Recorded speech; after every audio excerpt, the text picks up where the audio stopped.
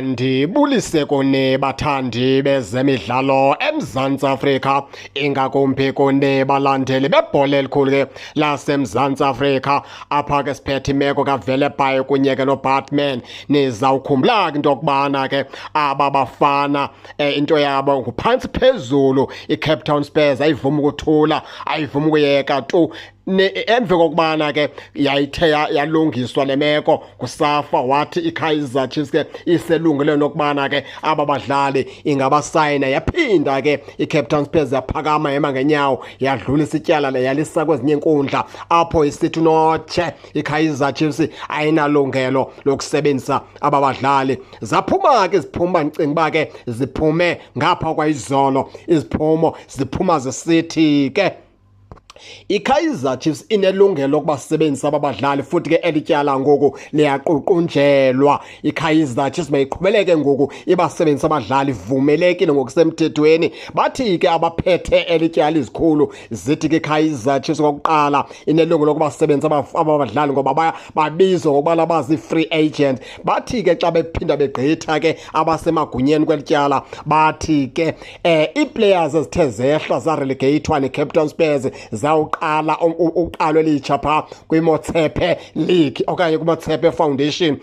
Kuthiwa ke lapho ke ezo players zinegama elitsha ezibizwa ngoba kuthiwa zii-amateur players, into ethetha ukuthi ke azehli necontract ke ebezinayo phaa kwa-PSL, ziyoqala uqalo olutsha ngophaa kwidivision engezantsi. Kulapho ke iKaizer Chiefs ivumeleke khona ukubana ke ingabathatha njenge-free agents ngoba ke abasasebenzisi icontract bebenayo phaa kwa-PSL, baqala uqalo olutsha. Kuxhomeke kubo ke kolo qalo olutsha into yokubana ke bayavuma ukusayina icontract ke neqela leCape Town Spurs baqhubeleke phaa kulaa nto uzala kuMotsepe Foundation. Abafana ke bona bafuna ukubheka phaa kwiKaizer Chiefs, abasafuna ukuqhubeleka neCape Town Spurs. Loo nto ke inika ke igunya lokubana ke iKaizer Chiefs ke mayiqhubeleke basebenzise. Kuthiwa ke abaqeqeshe ababini ke ngoku beKaizer Chiefs, uKhazi kunye noBen Yosef, baselungile lokubana ngoku bangabafaka abafana badlale. Iyawuxhomeka kubo into yokubana ke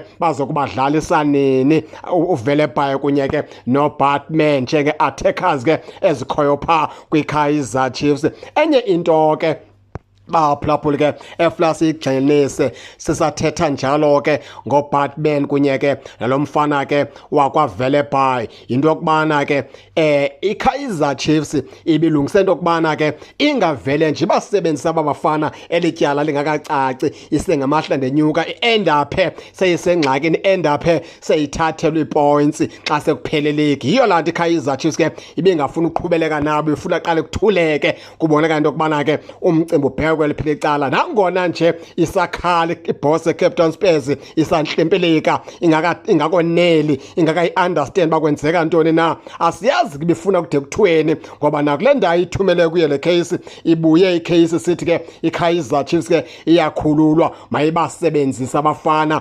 ayinatyala futhi elityala ngoku maliququnjelwe liphele. Abaqeqeshi beKaizer Chiefs balenikezwa igunya lokubana ke bangabadlalisa ke abafana babini. Nani ke baphulaphuli ke ningake ningene nitshone into yokubana niva njani, nizeke ningakhohlwa usubscribe kule channel ukuze ningaphoswa zezemidlalo endizanothulela zona kwixa elizayo kakuhle babukeli.